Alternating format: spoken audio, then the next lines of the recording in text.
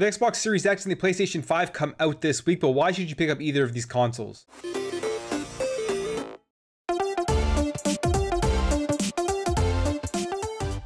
What is up, everybody? Welcome back to another video. So this is going to be a little bit of a different video. I just want to talk about the PlayStation 5 and the Xbox Series X. I've been making videos about them leading up to the launch of these consoles, and they're both coming out this week. I'll be getting both on day one, and I'm very excited for that. I kind of wanted to go over some of the stuff I've been talking about in my videos, talking about the PS5 and the Xbox Series X, and just why these consoles should be picked up or why they shouldn't be picked up and stuff like that. So if you're new here, hey, thank you for stopping by. If you're interested in the content for the next generation, maybe consider subscribing to help the channel grow.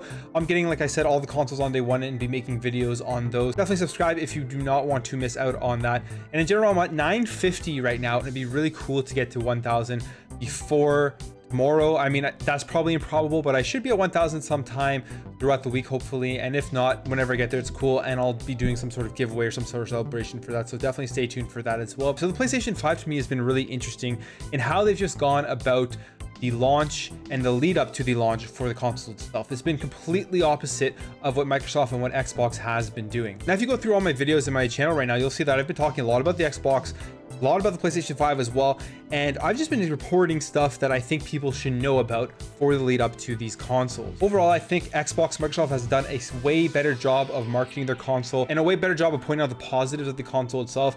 I mean, they announced it earlier, they sent out the Xbox Series X way earlier, reviews came out earlier, and there's been absolute transparency with the overall makeup and the overall functionality of the Xbox Series X.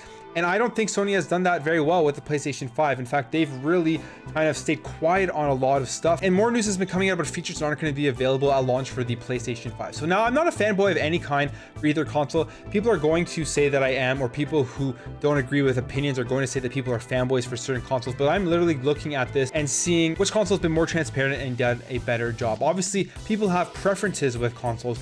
And right now, my preference definitely is Xbox and the Xbox ecosystem.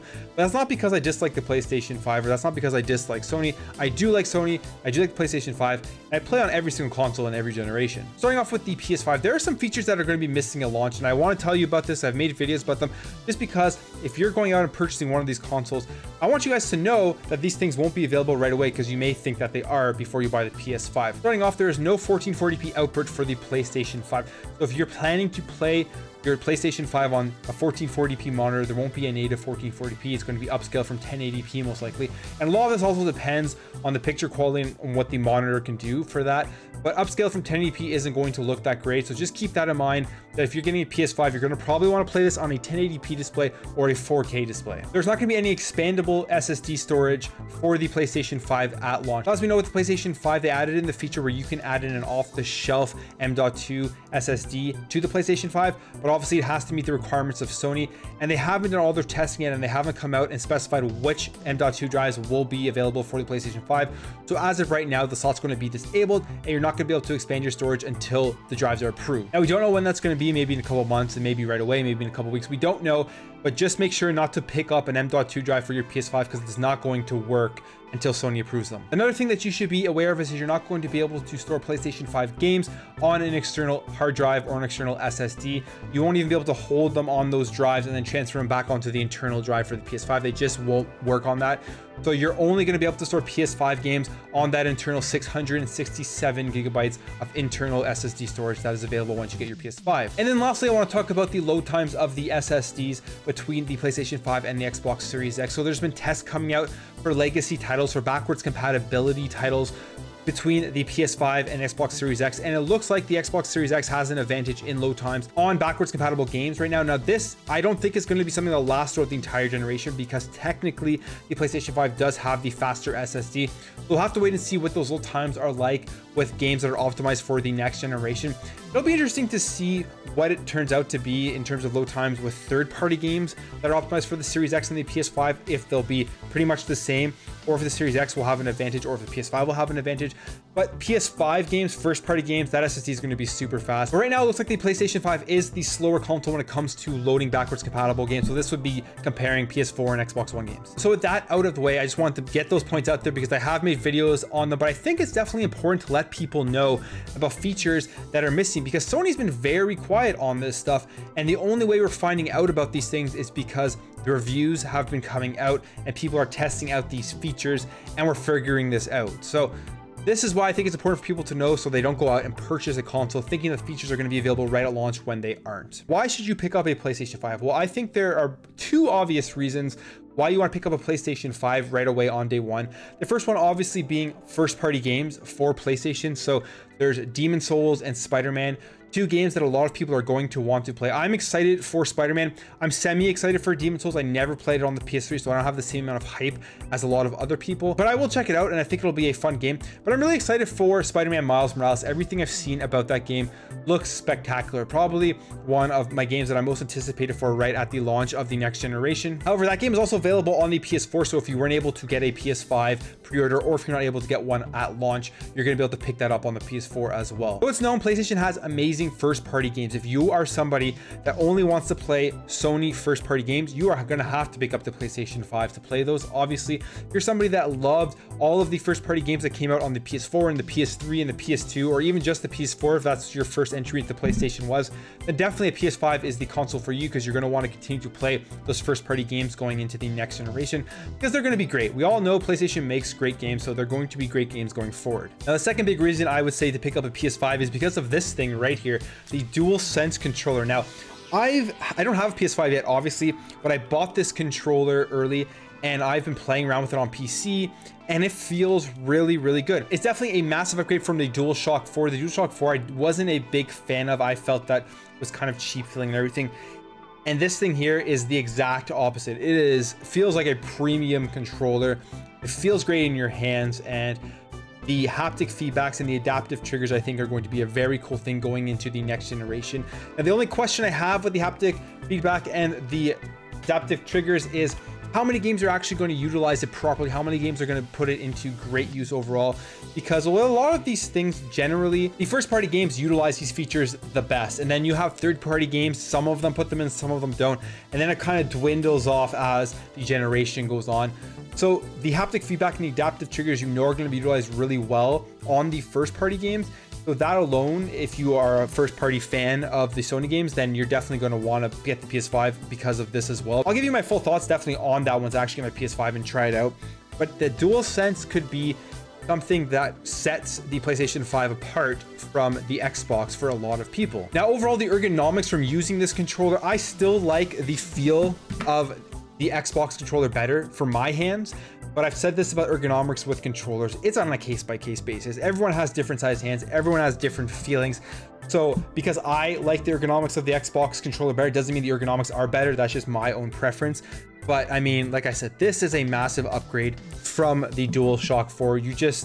Once you get it in your hand, you'll see what I mean. So I'm really excited about the haptic feedback and the adaptive triggers on the first party PlayStation 5 games. And I really hope that they do utilize a lot of those features in the third party games going forward. And I think not only will that be good for the DualSense, but it will also be good for the Xbox as well, because as we know, it has those impulse triggers, and a lot of third-party games just don't utilize it. We're already seeing third-party games starting to implement those impulse triggers. I believe Assassin's Creed is going to have impulse trigger control in there now. Now, moving over to the Xbox Series X, there's a bunch of reasons why I think you should be getting the Xbox Series X. First and foremost, I think that Microsoft, ever since you could use the Xbox One X as the reference point, but could have even started happening before that, they have been by far the most consumer-friendly company out there for gamers. It starts with Game Pass, which is just an amazing deal. You get tons of great third-party games, but you also get all of their first-party games on Game Pass day one. If you remember, Microsoft was really out there pushing crossplay, so a lot of the crossplay stuff we have now, you can really thank Microsoft for pushing it and wanting to integrate Xbox, PlayStation, PC, Nintendo, so that we can all play with each other. But I think going forward, they're going to continue with their consumer-friendly stuff. All of the Xbox peripherals are backwards compatible, so if you have an Xbox One controller, it's going to work on the Xbox Series, so you're not going to have to go out and purchase more controllers specifically for the Xbox Series X or S. Put this in comparison, I bought this early, obviously the DualSense for the PlayStation 5, and in Canada this was $89.99, so after tax, the DualSense was $101 just for a second controller. You're not going to have to put those expenses forward with the Xbox Series. If you have a bunch of Xbox One controllers, you could just use those. Headsets, you can use pretty much any peripheral that you can use on the Xbox One, you can use on the Xbox Series. So that just overall saves you a ton of money. Next, the Xbox Series X is going to be the most powerful console, and that's just the truth about it. There are a lot of people out there talking about stuff for the PlayStation 5, that is either made up or either a rumor or just isn't true, and it has not been confirmed by Sony with things like RDNA 3 technology in the PlayStation 5, which obviously, in my opinion, isn't true. So I would highly recommend, if you hear that kind of stuff, to really take it with a grain of salt. You really should only be listening to what you can see on paper with the specs for these consoles that have been confirmed and reported, as well as information that comes out down the line from Sony or from Microsoft when they talk about their consoles. Everything else is just speculation and rumor, and really that is just trying to push forward a narrative that isn't true. So in general, yes, the Xbox Series X is the most powerful console, and I believe the Xbox Series X is going to be the best place to play for third-party games. I believe you're going to get the best experience with third-party games on the Xbox Series X because of its power. This meaning that you're going to have more steady 4K 60 FPS games, frames are going to be steadier, more games have ray tracing, that kind of stuff I think will be better on the Xbox Series X. All of the features that are not available at launch for the PlayStation 5 are going to be available on the Xbox Series X, such as having a 1440p output. So if you have a 1440p monitor, you're going to be able to natively play in 1440p. You're going to be able to expand the internal SSD storage right at launch with those external Seagate 1TB cards, and you're going to be able to store Xbox Series X and S games on external storage devices, whether that's a hard drive or an external SSD. Another big feature on the Xbox Series X that isn't on the PlayStation is Quick Resume. So Quick Resume will allow you to jump between multiple games. So when you leave one game and go to a next, once you finally go back to that game, you're going to be able to be in that same spot exactly, and it only takes about 5 or so seconds to jump between games. And I think that's going to be a feature a lot of people take advantage of. Next, we have backwards compatibility. I think Xbox has the best backwards compatibility, as it allows you to play games from the OG Xbox all the way up to the Xbox One. So OG Xbox, Xbox 360, Xbox One games are all backwards compatible on the Xbox Series X. Now there's a list of games, but the list is very large. You're going to get to play a lot of great backwards compatible games on the Xbox Series X. And there's lots of great additional features such as Auto HDR, which will be available on the Xbox Series X. Auto HDR giving games that don't have HDR with sort of a filter to make the games look like they have HDR, or that they were developed with HDR. And then finally, we get to the big one, the sensitive topic of them all, and that is the first-party games on the Xbox Series X. Now, like I said, PlayStation has amazing first-party games. Xbox has been lacking with the amount of first-party games that are coming out, as they have none coming out right at launch. But we've seen from Phil Spencer that they have gone out and shown gamers that they are very serious about bringing amazing content, first-party content specifically, to Xbox this generation, as they've gone out and purchased a bunch of studios.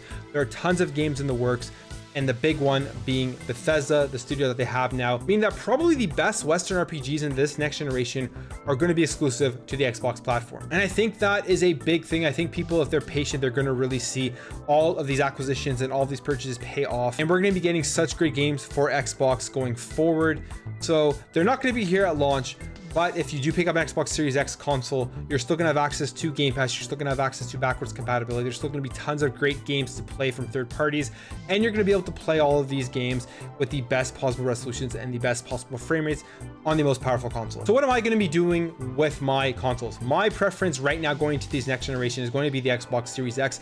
That is going to be my main console where I play all of my games, all of my third-party games, all of my Game Pass games, all of Xbox first-party games, all my backwards compatibility games are all going to be on the Xbox Series X, and then I'm going to have my PlayStation 5 to play all of the Sony first-party games. And I think that that may be the best way to go into the next generation, is to have the Xbox as your main console for third-party games, and then have that PS5, if you can, for first-party games. Now, not everyone is going to be able to get both consoles. You're really going to have to weigh which games you want to play more, because in general, people put a lot of emphasis on exclusives, but if you really look at the amount of hours throughout a generation that are spent playing exclusive versus playing third-party games, third-party games hours is definitely way higher than playing exclusive games, unless the only thing you play obviously is exclusives. Well, no, when it comes down to it, I think console wars are stupid. Yes, people can have preferences for certain consoles, does not mean that they are fanboys for those consoles. They just have a preference based off of what they're doing currently in the industry. And if the industry flips around and all of a sudden PlayStation becomes more consumer friendly and Xbox becomes less consumer friendly, you can best believe that I'm definitely going to criticize Xbox for being less consumer friendly. But at the end of the day, right now, I love what Xbox is doing. I love what they're doing with their consumer friendliness. I love what they're doing with the Series X with backwards compatibility. So for me personally, my preference is Xbox, although I am getting both at launch. And I am going to be making videos about both at launch, and I am going to be playing tons of games on both, definitely at launch and throughout their life cycle. But at the end of the day, there really is going to be great games no matter where you play. So whether you pick PlayStation or whether you pick Xbox, just enjoy it because there's going to be a ton of fun. And I'm really excited to continue talking about this next generation with you guys in the comments below. So if you're new here and you want to join me on that ride going into the next generation, consider subscribing to the channel because I'll be making tons of videos on the next gen. For everyone who has been watching leading up to the launch of these next generation consoles, I really appreciate it. I really appreciate all the support I've been getting. It's been a really fun ride so far leading up to these consoles. And on Tuesday, I'm going to be getting that Xbox Series X, doing an unboxing, showing off the controller, showing off the console, and it's just going to be a lot of fun. So definitely stay tuned and look forward to that. Let me know what you guys think about this in the comments below. Which console are you getting? Are you getting both consoles? Are you getting the X, the S, and the PS5? I would love to hear your thoughts. Again, thank you all for watching. Thank you for all your support, and I'll catch you in the next video.